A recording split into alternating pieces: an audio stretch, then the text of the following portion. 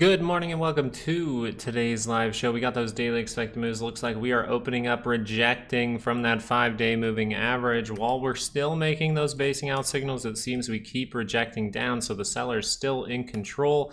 Going to that downward expected move of 568.24 and the monthly expected move. Now, we're aware that this can happen, especially because the Qs might need to get to their monthly expected move, right? We do gravitate towards these levels. We have gotten there a little bit, but just in case we need a double dip in that area, we will be watching very closely for if this 30-minute divergence is violated in some way with this downward pressure. But that's the main thing to be watching in these areas: 499.55 to the upside, 484.03, and we are already there at the early parts of this day. Now, volatility is now up by 10%. We will notice that volatility is showing some divergence on the 30-minute here, multiple point divergence across, but the 2-hour actually has the divergence point. I kind of, I misspoke and cleaned it up in last night's video, but around these areas, I said there was a divergence here. There's only one single divergence, and that's on the RSI, right? We noticed that was on the RSI, but it wasn't the best one. This here was overall a lower high, trying to be a lower high to get rid of that 5, but really able to turn back up. Now you actually have the divergence point, so this will be really interesting if we start to turn in the downward direction for volatility, but we have to see how the price action shapes up this morning. We have a lot of stuff that seems to be wanting to curl down on 30 minutes, which is something to be a little bit hesitant with, right? Because we do have data that could send us almost in either direction. So something we're watching for here is just if this low is swept, do we build back better? Like, do we build back faster? Do we take it back quickly? Because if we wipe out the divergences here, we might need to make a new series of signals to actually catch a base. And once you drop down to these type of levels, it's starting to look like, hey, we're reaching those percentages that are reaching more and more towards we are in a bear market. So I don't think you necessarily want to drop much lower than this low, and I would say you definitely don't want to drop lower than that weekly expected move, because we are very, very close to people starting to say, hey, we are in a bear market. It's behaving like a bear market, so a little bit percentage down and people might actually start to say, hey, this is a bear market. Me, myself, at this moment, I'm still looking at that monthly expected move, and I'm still thinking, hey, we're going to see some kind of upward move this week or at the end of this week, even if that means we're going to shoot down first and see some kind of reaction. So I'll be paying attention to this type of behavior as well, but for the most part, I think we're going to see what happens with data and see if these reversal signals can hold. If they hold, then we can see bullishness. If they do not, then they're going to reject from things like the 5 like they just did.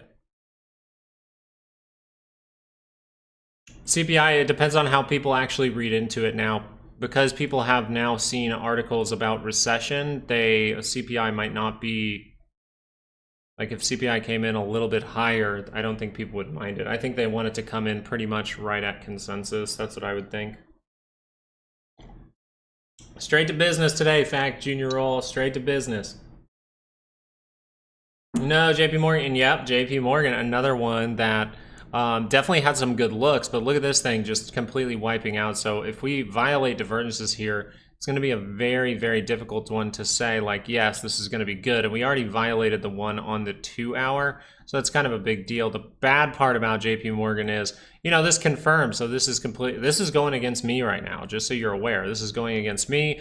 This is why later last week when I was building the position, I kept saying out loud, I just kept saying during the streams, I kept saying in my videos, I'm going to use amounts of money that don't hurt me, because this is such a hit or miss kind of time. You are at a time where you are susceptible to dropping to lower levels that can send you dramatically lower. But you are at, right now with the signals you're at, you're also at levels where you could see a big rip. So because it is so big drop, more likely to see a big pop, but a big drop can come. I want to use an amount of money that's not necessarily going to hurt my feelings. Let's put it that way.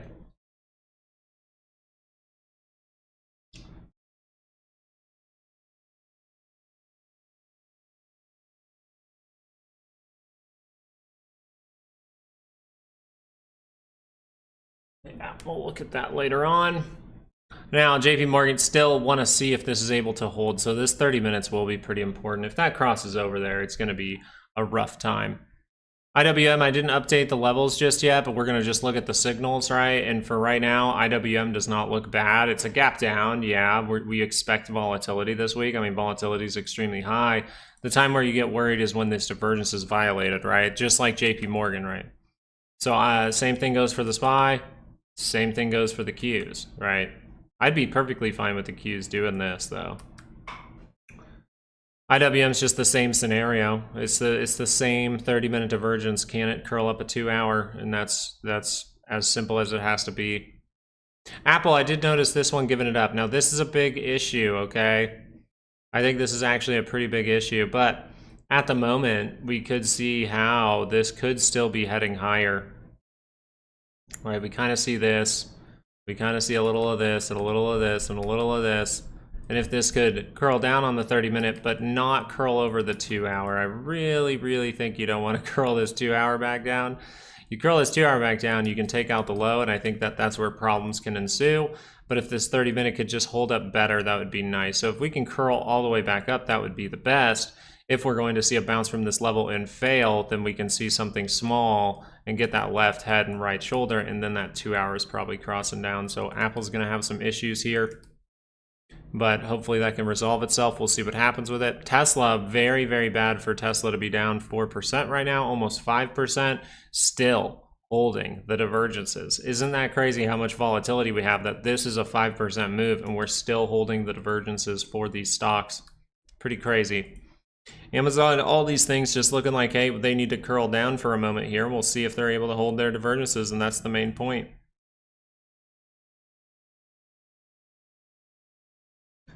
Good morning, good morning, good morning.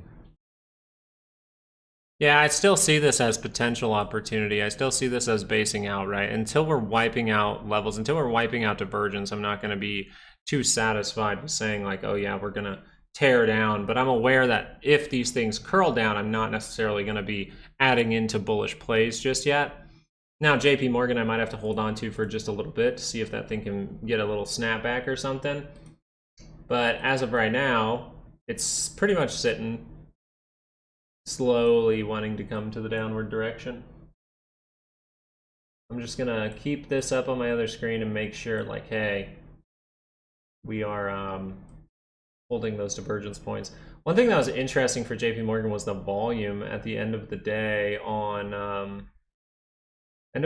Friday. Very interesting amount of volume there, because you had kind of light volume, at least lower readings of volume, and then the highest reading of volume was this green bar at the end of the day for JP Morgan. So I kind of assume that would be a big green order. All right, heading to lower levels right now for the SPY. We are now outside of our daily 68% zone. We're seeing a lot of moves that end up to the downside outside of these type of moves right now, especially for dailies. We did a close outside of the weekly. We were able to close back in the monthly, but the monthly is more so towards the end of the month. So if this is going to do something interesting, this would be very interesting. Then we rip all the way down. That would be crazy. We'll see what happens. But as long as this 2 hour is holding for us in these areas, as long as we're not wiping out these divergence points by any means, we're just making another one right now is what it seems like. And that's why we're just going to watch the 30-minute here and see if this is able to catch some ground this morning. Yeah, sorry about that, Sid. I thought I posted them yesterday. I normally post them right after I make my video. We had some stuff going on, so I just got up from my computer and forgot. So hopefully you guys get those on your charts this morning. I did send it out just a little bit ago, but I appreciate you.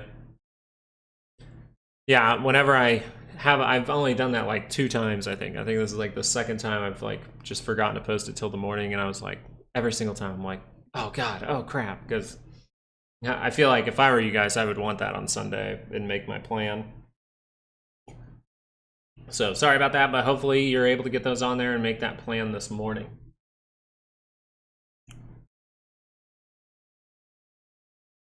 But retail hour, we are seeing, let's see if we get some really bearish bets this morning too.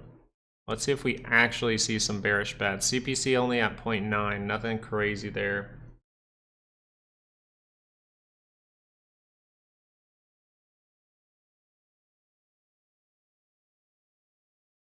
you really want JP Morgan to buy up a little bit here. I think you want to hold that divergence point, then you potentially need to see some buyers step in pretty early on. It's just like JP Morgan's like it's kind of like this for JP Morgan. It's kind of like it's holding this divergence, but then it could wipe that divergence point out and make a different one right here, excluding this. That's kind of what JP Morgan's doing right now if it doesn't see some kind of little upside in the morning here.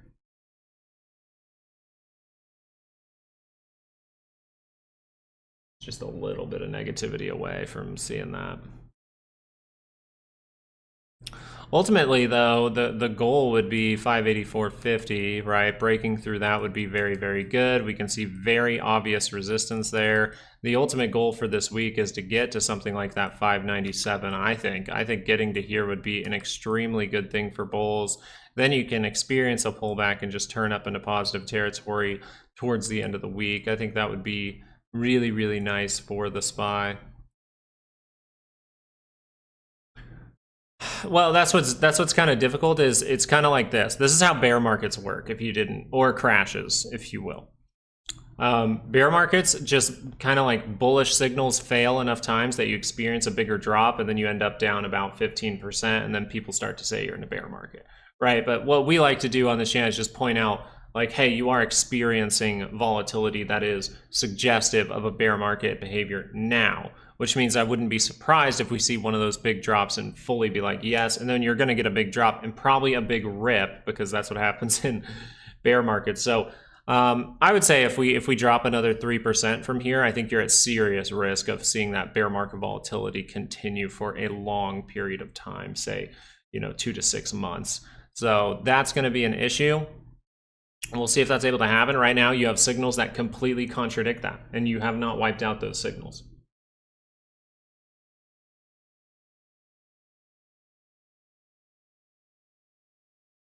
XLF just tagged the lower monthly expected move as well. Yeah, financials, we're seeing that. We're seeing that for JP Morgan. JP Morgan's down by that monthly expected move as well. So let me do something here real quick. Do 2 things really quickly. Here. 7.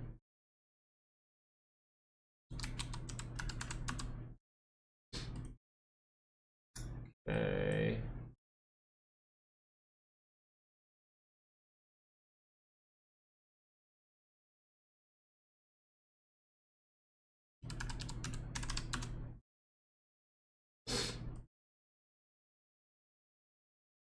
Very nice. Okay, we're set up. So nothing has changed as of this moment. This is just another time where we rejected from the 5. We saw that 30-minute reject. Is that 30-minute going to cross? If it does cross, it would add some credibility to the lower weekly expected move. I don't think we necessarily want that to happen. I think you want to hold the divergence points down here. But I think it will be a big deal if we're able to hold these divergence points, or else, we still can see that thing build back. We have data and things like that. But once you start to cross over here and violate these things, ooh, it's starting to look like you might need to pile up again, which means you have multiple curl downs, which just always invite a lot of risk. Okay, what else is there? I know AMD not looking too bad, actually. Nvidia's a big one we want to hold in these areas. Great little reversal signal there. Meta as well. We want that one to hold up down there. And Amazon, we really want to hold there. Amazon just reacting to a monthly expected move and getting that support off of it. So very, very nice for Amazon right here to see that support come in.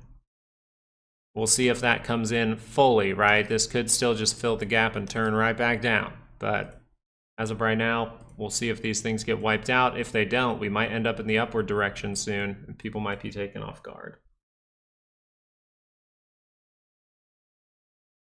What's my thing here saying? Okay.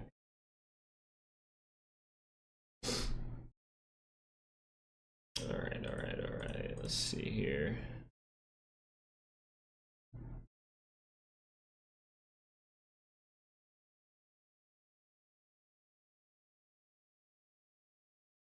I don't know exactly, Sid. I'm not trying to read into it too much. Like I've seen glitches like that happen too, where just like, you know, it will, like you click on a page and it just says, oh, you can't load the post. You click on a page, they just have 0 posts. It's happened before, but I can still see it. Like if you still type Roaring Kitty's name on, like, say X, you're still going to see the tweets that he previously posted. So I think that something might be just a glitch there, right? If I kind of pull up Twitter, so I don't know about this, but I'll just type Roaring Kitty in here.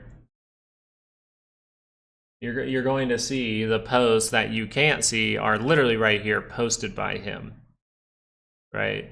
So I'm not going to read into that type of stuff too much.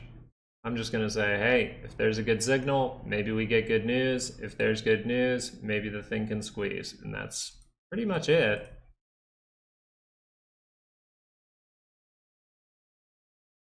TLT with a nice bounce today, and that's kind of surprising as the 10-year yield is showing interesting things, right? Coming down to a key level at this moment. So we'll see if this is able to continue. But for the time being, if that 4 hour is seeing some kind of rotation down, we can see that pullback type moment here for this guy. And you'll notice it's pretty consolidative. I wouldn't say it's anything like absolutely crazy. We're reacting up to the level where we started to taper. That's not a bad thing. We're seeing that come in with some kind of consolidation. If this thing can bounce off of the 5, it's looking pretty decent, honestly. It's not looking horrible. This looks like a maybe even a small little ABC type move, right? A, B, maybe we go down a little lower, which would be positivity for TLT. But as of right now for TLT, you're just seeing those levels reach, certain levels reach that where we could see some kind of pullback or something like that.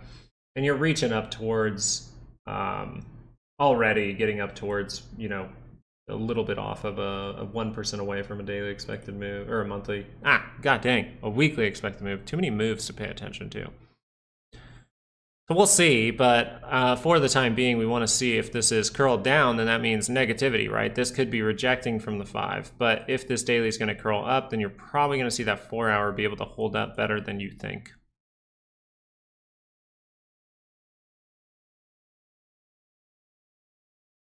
VIX going down. VIX actually has a reversal signal now too.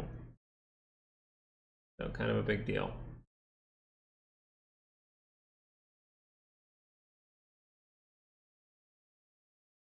Images we're still showing were because of caching. Is also discussed on Reddit. I'm saying this, like, how does that, like, oh yeah, we should do a poll. Like, how does that help my trade? You know, like, that discussing that stuff's like, okay, cool, it might be fun, but it's like, does that really help out my trading that much to pay attention to that? Like, does it? Like, does it help me make a decision knowing that someone who also is invested in a stock that I'm invested in, like, you know, deletes their tweets? It's like, okay, if Michael Saylor deleted all of his tweets right now, would everyone sell or buy MSTR? You know, it's just not like, it's just not helpful to me. And at least from my style of thinking, it's not helpful. Maybe I'm being dumb, I don't know, but I just don't think it helps as much as you think to know that type of info. IWM's the same thing as everything else. 30-minute divergence, 2-hour divergence. Marcus, we'll look at it in a moment.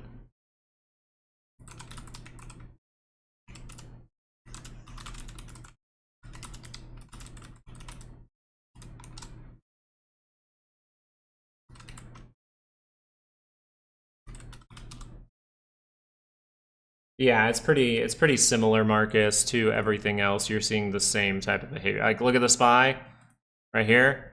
Okay, take a mental picture real quick. Take a picture. IWM. It's like, it's almost identical. So these things are going to matter, because now you have 2-hour divergence though. So it's very good. It's just this is how these things fail, as 30 minutes start to curl down. But I don't really want to make it more, you don't want to make it super complex when it's really not. These are reversal signals at monthly expected moves. We are at risk of a big drop, but we have reversal signals everywhere. So if this 30-minute is curled up, I'd be pretty satisfied with it. That is why we are talking very seriously about JP Morgan, because that one is actually curling down. That is a big problem, right? So I don't necessarily want to be adding things into this at this moment. I want to make sure that buying steps back in early on this week for JP Morgan, because you can experience a big drop. But this is the kind of behavior, high put volume levels, right? People very bearish for a long time. You've been in extreme fear for a little bit here. So you're going, okay, what would really hurt people if we start to go up right now, right? That would really hurt people potentially. So, okay, what if we go up, then we go down, right? So maybe the trade is first up, and then we pay attention if we have a trade to the downside. I was just concerned, okay, selling his shares. He's not going to sell the shares. Maybe he quit and is sitting on the beach ball. I think it's less of that and more just like, if he's doing it for a certain reason, it's probably legalities, which means to me. So here's how I would read into it if I was going to read into it, Sid.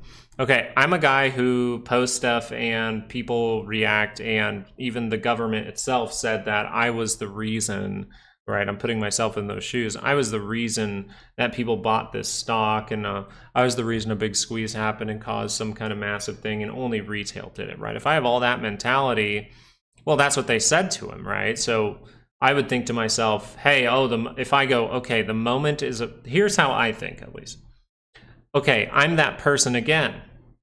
And I go, oh, that moment's about to happen, and I've been telling people about it for the last year, and they really came after me last time. So why don't I just delete everything a week in advance, watch this thing pop off in a couple of weeks here, and then go, oh, okay, cool, yeah, I kind of figured that was going to happen, but then I have nothing for them to go off of. I haven't posted in weeks, right? I think that would be the more logical way of thinking, like, why someone would delete their stuff is just like, he's like, I just don't want them to tie it to me. You betting on green today? I didn't see anything deleted. I still can find the tweets, so I'm just like, I just don't think it's that important. Does the VIX need a big overextended push up before the market has turn up? No, actually. Volatility has the signal you want right now. So right here, you didn't have that divergence point. I said it at the beginning when we talked about VIX, but then if you notice halfway through, I was like, wait, no, that is a lower high. Okay, so we're trying to get back below the 5, but watch for those little reactions, right? We got the reaction, but now you actually set up the actual divergence, right? We can see how this was down. Now this is up. And now we see that downward move on the MACD, downward move on the RSI.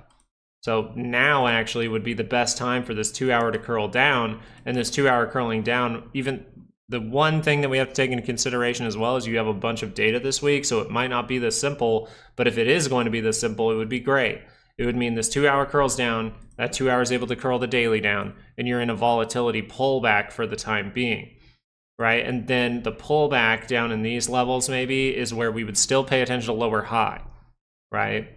Just in case this is something that is going to trap people for a big drop and people are just too aware of it right now. We want to be aware of lower highs. Volatility is suggesting be aware of a higher low, right? But you do have those 2-hour signals that suggest this could be the moment, this like in the next trading session where the SPY bottoms out, we start to see some upside, and we potentially even get all the way to 597.54. I think that would be fan-freaking-tastic.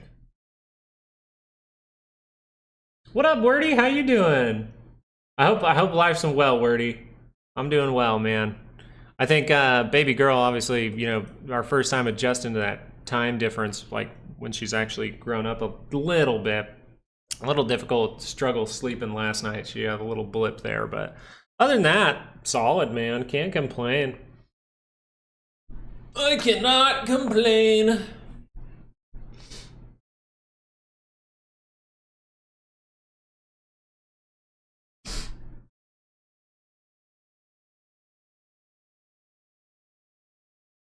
Specific CME extended. Some put week should be sold today. My all-time high if we get above 591. I'd probably agree with you. I'd probably take a little bit higher point. I'd probably be like, if we can successfully close above 600 on the daily scale, not see some kind of wick, not see reversal signal anywhere in here, I think you're pretty set on like all-time high. But you notice doing that this week, like doing this all this week would be a little bit ridiculous. It'd have to be very, very, very informative to catch people off guard because people are expecting volatility. Right, volatility is very expected right now, so it's going to be difficult to see those crazy moves, in my opinion. You'd want to more so see like an upward move, see these daily expected moves get tight, end in this area, and then see that extension, right? See that extend up to that 600 or 599. But I think 600, if you fully take that back, I think that's when I'm like pretty confident there. Breakdown areas at 589. So right here, 593 would be the other one. But the reason I just like it a little higher up, I want to give myself that room in case the daily does cross up, right? And you see how slow that could be. It could take 2 weeks to get all the way up to here. It could take 3 to get all the way up to here. Now we'll see. If this holds and we get good data, we can see how people react. People have been bottled up for a while. I've been shorting stocks last time as much as people did. Hey, that's great, Wordy. I'm glad you're doing well, my friend. Bitcoin used to go up on weekends. Lately, it's been going down on weekends. Well, Bitcoin's interesting because everyone's saying bad things about Bitcoin. I want to show you something. I want to show you something on Bitcoin for this area that I think is very interesting. And that's this, the daily scale. All I would do if I was trading Bitcoin right now, if I was planning to potentially take a trade with Bitcoin, I would only watch the daily scale and I'd be looking for a closing bar above the 9. I think if we get a strong closing bar above the 9, I think you're going to cross up this MACD. And the thing about the MACD is now you have divergence on the MACD and RSI at the same time. So this is the one big bullish thing. I don't see much on shorter time frames, but if a daily would curl up, it would suggest that Bitcoin can start to curl up a weekly chart. So here's the thing. I say that and people think, oh, you're really bullish on Bitcoin. No, I'm not necessarily bullish on it. I'm neutral on it, right? I'm neutral on it right now. I understand that this is a bearish cross down. So if anything, I'd be more likely to be bearish on the stock right now, at least in my form of thinking. That doesn't mean that I'm going to take a bearish play.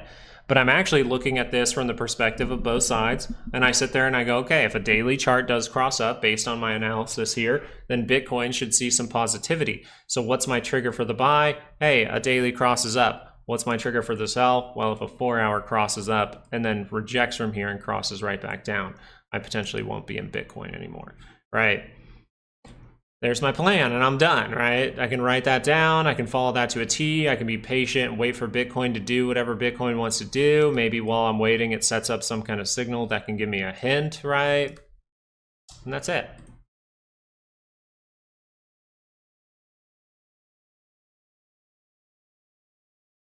For the Dow, I mean, we can look at the Dow Jones here. Great signals. First of all, again, great signals. Again, 2-hour signals. Again, 2-hour holding a lot of the divergence points. But this is why you have to be aware of this, is like, because if you get another moment that's a flush out like this, and you do that, say right now from that 5-day moving average, you're going to be breaking key level, you're going to be breaking key level, you're going to be retesting the highs over here, you could go down even further. So you see how this can be a big issue, and that's why we really just want to pay attention to both sides, right? If things are rejecting. As of right now, I think that would be if the 2-hour crosses, I'd be more worried. 2 hours crossed up, suggesting we're still confirmed on the divergence.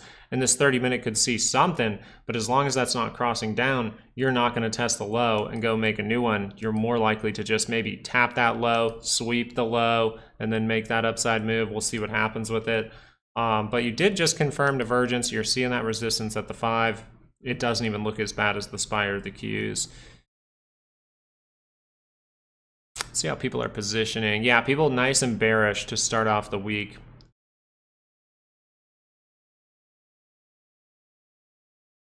Lancini, they do. And a good example of the European influence or just other countries' markets' influence on the US is go look at the election. if you go look at the election, you're going to see how before Trump won, this is how I actually told my friends. I think I was like, Trump's going to win. And they were like, how do you know already? I told them 3 hours before they called it that Trump's going to win. And that's because people had already big money overseas in European markets. European markets were selling off while the US markets were pumping up. So people will place their money in different areas. And I think right now people are actually potentially even investing in certain things in Japan, which is very interesting to me. But yeah, so for the most part here, it's just like they can affect each other just an amount that's like, hey, is money inflowing out, outflowing, inflowing? They can affect each other both ways, right? Because European markets still do invest, you know, those companies still potentially invest in other companies here or have partnerships with companies here. So it can all be affected together. And the main thing is just the US is the strongest, like they would say, the US economy can affect all economies. So I wouldn't be able to probably read into it like the election every time. I think it's very sneaky or very hard to see in the analysis, but during the election was a very cool time to just watch money leak out of other markets and go into the United States because they were pumped about Donald Trump saying, you know, we're going to have a golden age or something like that. Oh, the DAX, I think like Germany, the DAX, I mean, these markets, you want to treat them kind of individualistic a little bit, but the DAX here is showing some big reversal signals now. So you actually have the divergence point. So this is going to be a problem for the DAX, in my opinion. Even if it wants to go a little bit higher, that's fine. But I think this is going to end very poorly.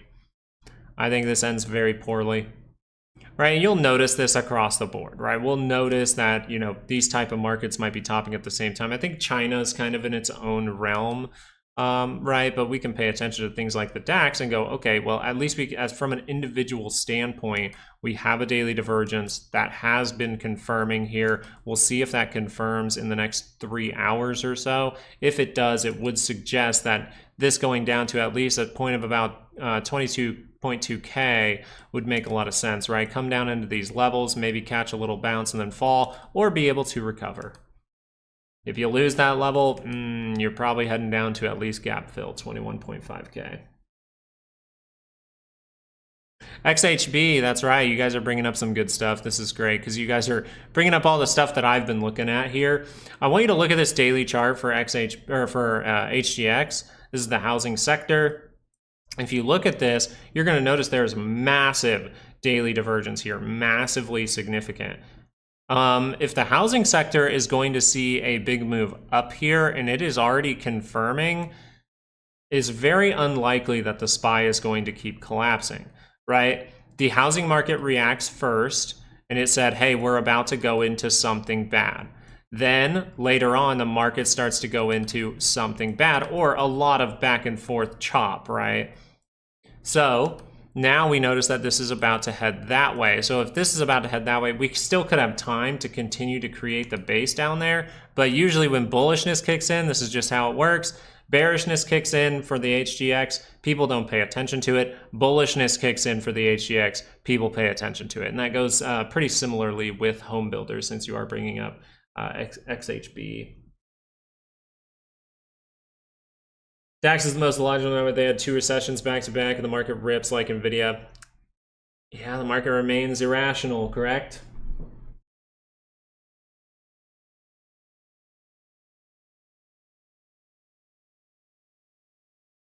Well, Sid, you want to, okay, here's the thing, Sid. Just one quick question, just maybe this will clear up some of your thinking. I want you to process whatever you're trying to think about right now, right? It seems like you're in a critical thinking mode. Okay, awesome. That's great. I love when people are trying to really look at something and think about it and create those scenarios or problems, whatever. Here's the thing. The monthly is positive. The monthly is crossed out. The monthly is good. The monthly is this. The monthly is big. How far into the month are we?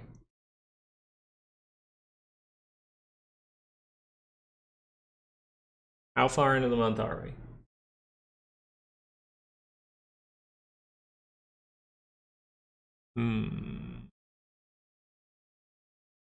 Early.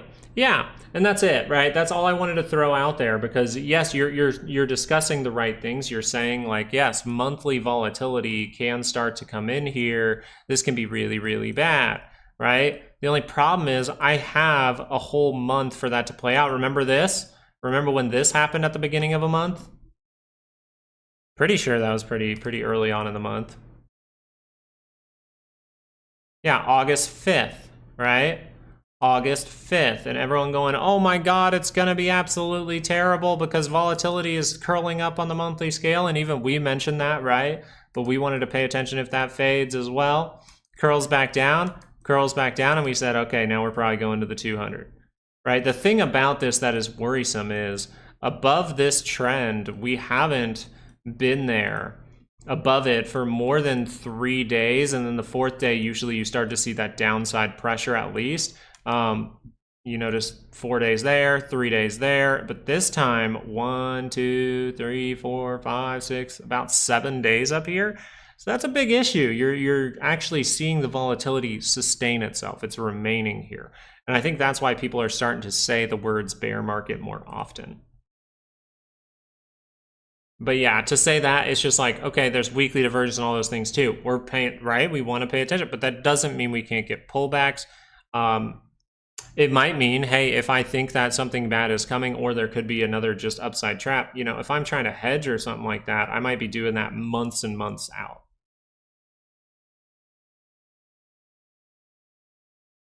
No, the monthly it is concerning. I'm not saying it's not concerning. I'm saying make sure things are remaining good because right now you're at the beginning of the month with a 2-hour divergence.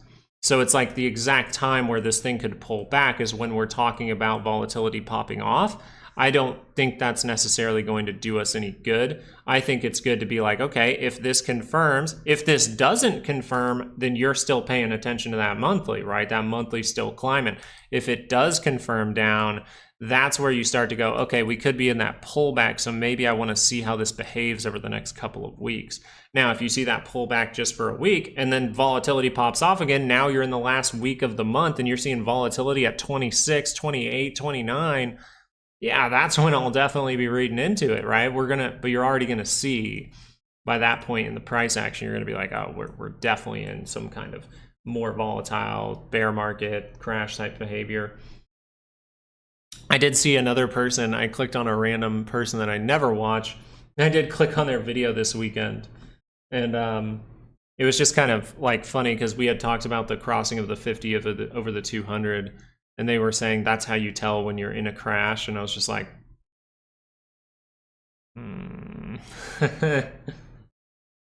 yeah, Sid, it's not. I don't want you to be like, oh, Luke's saying this is a bad thing to pay attention. I don't think it's bad to pay attention to, as long as you have that mentality of, hey, I still have the rest of the month to see how the price action behaves. And if I see the 2-hour divergence even cross down, but cross back up and fail, then you could be still paying attention to that monthly chart. It's better to pay attention to monthly charts in, say, the last week of the month. QQQ made another low. This is perfectly fine. We wanted that monthly expected move. This is actually great. The SPY is able to hold up and the Qs are heading to a monthly expected move. This is not a bad thing in my book. I actually think this is fine. I mean, obviously it's a bad thing. Let's be very clear here. That is a bad thing. This is very, very bad. But this is where support can really come in. I mean, if you see this little green box right here, this is like going to be the huge support for this week. But sweeping the low, taking out the stops, getting people nice and bearish, I don't think it's too bad of a thing. It's just we haven't seen that dramatic bearishness, right? We see it actually coming down. Like suggesting almost like people want to go to bullish. It's very strange. I think you, like by this point, you usually would see that. We're only seeing high put volume. Yeah, Jonathan. And so what we're going to be aware of is the lower high, or say, you know, some kind of higher low for volatility, but lower high for the SPY. If this thing even bounces, right, Jonathan? All right, guys, give me 2 seconds. I'll be right back. Got to use the restroom real quick.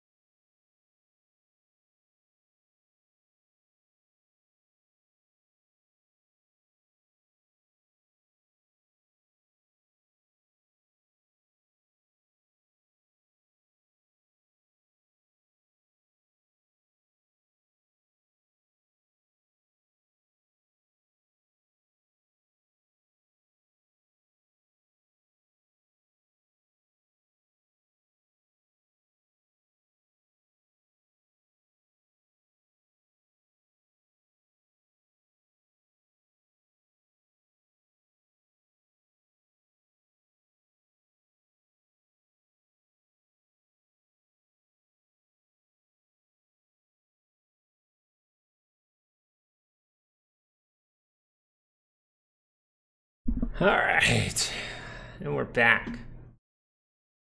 Yeah, people bringing up Tesla. Yes, this is a 8% move down. See how you're violating the divergence. This is when you have to be a little bit more like, oof, it's not looking good for Tesla. Now, if it wants to continue to make those divergences on the 2-hour and hold at some point, that's it. But I don't want to be in calls right now for sure. The only way I'm holding calls in a situation like this is, one, if I didn't use a big amount of money, and two, if I have plenty of time from right now, this big drop, if I'm willing to hold it, I better have plenty of time for that to be able to build back, right? So my expiration better be pretty good.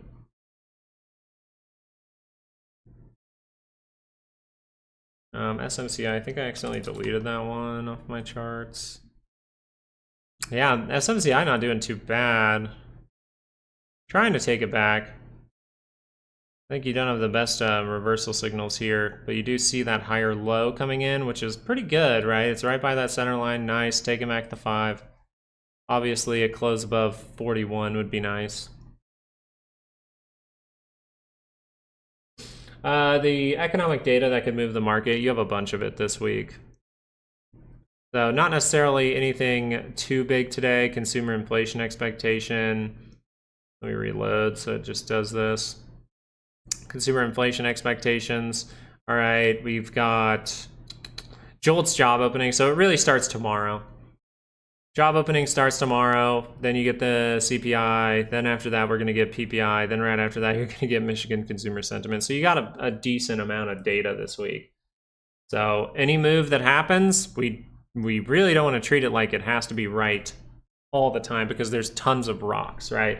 So one day we could be up, and then we could get bad data and be down, and then the next day get good data and be up, and then the next day get bad data and be down, right? So this is going to be a very probably day trader friendly time. It probably has been for a while, right? Yeah, SMCI not looking too bad. Let me look at some other charts over here real quick.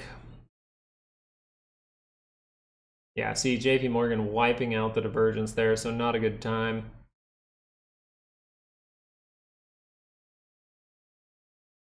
VIX still climbing, trying to wipe out that divergence as well. Hey, it's looking like volatility is sustaining itself. SoFi. Wow. What is SoFi looking like? SoFi looks interesting. Is that real? Is that correct? Yeah, SoFi is down at its monthly. You got a lot of stuff at monthly expected moves.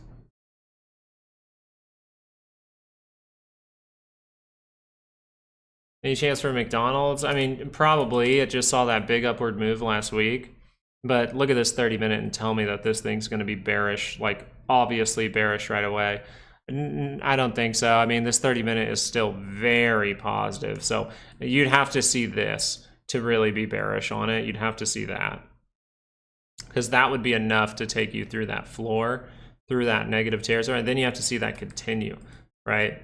And then catch maybe bounces and reject. So I think you're more likely to just see something like this, maybe something like this, and then you curl back up.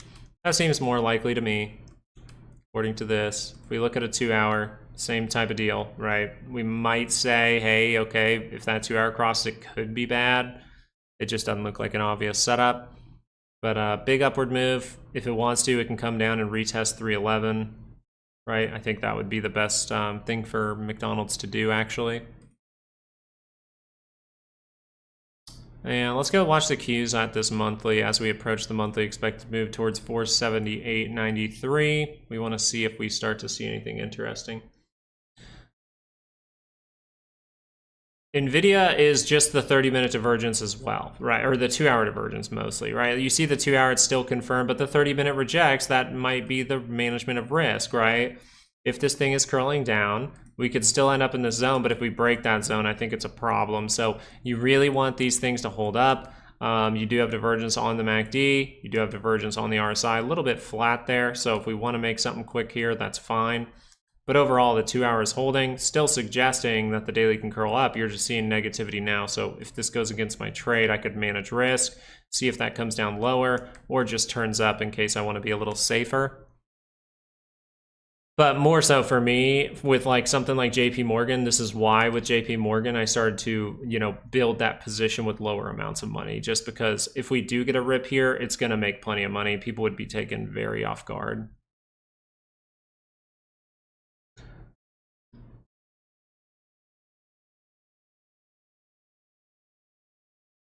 Yeah, gold could still see that downside. It's just like if you're looking at futures and you're going, hey, if that daily curls up, we're probably going 3,000 for the futures. Might try SPY at 565. New 52-week low for IWM. And the Q's here for the time being, hitting that monthly expected move.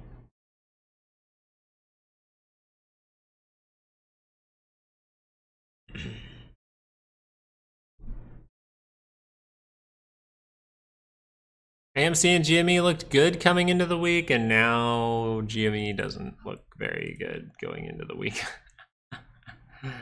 Oh gosh, 2 hour even confirmed it for you.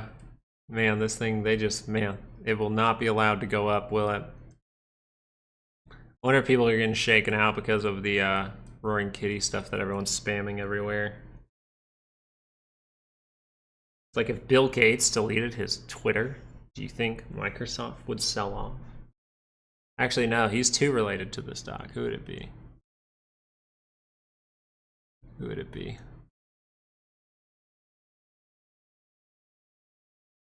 If Kathy Woods deleted her whole Twitter, would Path drop? 17% dividend is crazy. Just took calls on the SPY. Hey, good luck to you.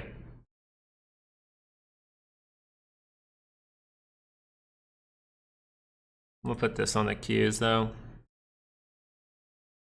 I just really want to see. Now we have both monthly expected moves tagged. See how monthly. But today might be a big day. Do you get data tomorrow? Lorlac, did it work out for you with Carvana? That's awesome. What is that, CVNA? Okay, a little bounce there.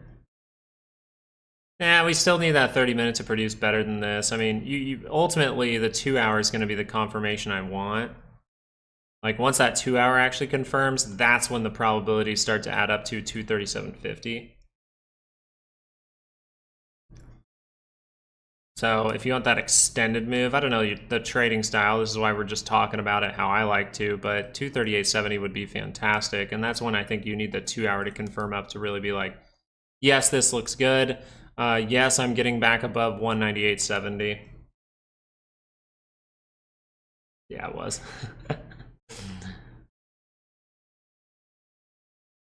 Yeah, this just had the thing on the RSI, not the MACD. So those ones play out kind of bad. But all the divergences did fail here for the time being.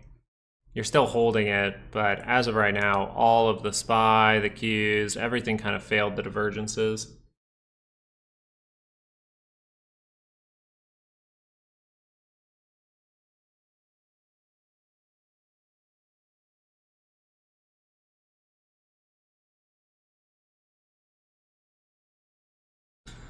Watching Google for potential opportunity. I think Google's interesting, but Google is one that you really want to watch out for because remember, the little divergence here was what we kind of pointed out. The 2 hour is still in negative territory, so this could end up lower to create that divergence point, sweep the low, right? And if I see this though, I mean, I'm pretty happy. And you could get that right now, right? You could be potentially trying to double bottom right now. That would more so be like, can the 30 minute just curl up? But it's going to be difficult. It's a pretty big gap. So some patience might be necessary there. Oh wait, we have the SPY over there. Let's get the Qs up.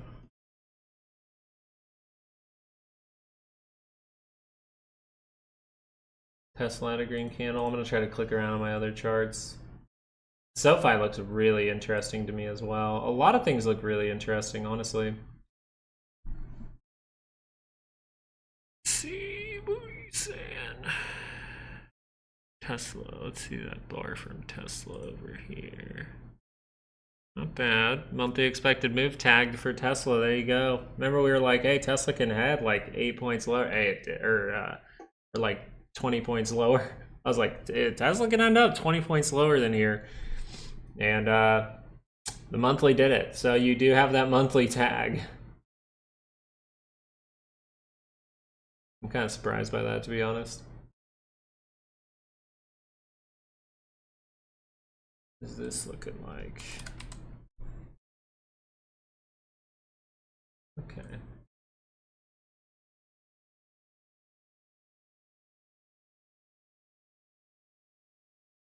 Yes, IWM's been under the 200 for a little while now.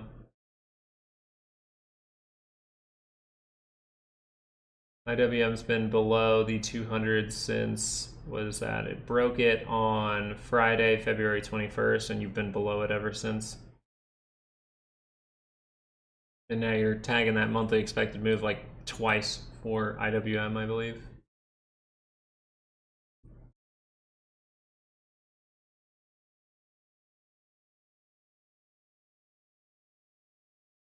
So as of this morning, now we know, hey, 68% chance to close up in these areas. Now, guys, as of right now, I might have to hop off the stream. I know that wifey wasn't feeling the best because of her sleep, baby girl waking her up in the night. So I might have to help her out throughout the day and get her an hour nap this morning. So I will have to hop off all of a sudden. She just gave me a text. So I will be hopping off for the time being. I'll see if I can come back on the live show later today. If not, we'll be putting out still that YouTube video later. And tomorrow morning, we will try to stay on a little bit longer. But for right now, we just have to make sure to understand these things are confirming down. That means bad until it changes, right? It doesn't mean, hey, this is below a daily expected move hitting a monthly. So yes, calls are always going to work. No, this is a 68% zone for the monthly, 32% here. And you're not at the end of the month yet. So this still can hit lower levels. And what lower levels would we pay attention to? Well, 472.72. Alrighty. But I hope you guys have a great day. Good luck with your trades, right? As long as we're paying attention to that risk, right? The risk over the weekend was, hey, we could see that big reversal, right? We have the signals for it, but we're not above the 5 yet, so let's not do anything too crazy. Okay, now we're seeing that rejection from the 5. Are we sweeping the low just barely to take out some stops? What are we doing here? What's happening? Well, if that's not the goal, and the goal is still, hey, we are going to see crash-like, bear-like behavior, downside moves, well, then this most likely continues. If it stops continuing, that's when I really want to pay attention, and that's where I could potentially play some trades if I see them setting up for me. So thank you guys for watching. Hopefully you guys have a great day, and I'm going to bounce off right now, but hope you guys have a good one. Peace out.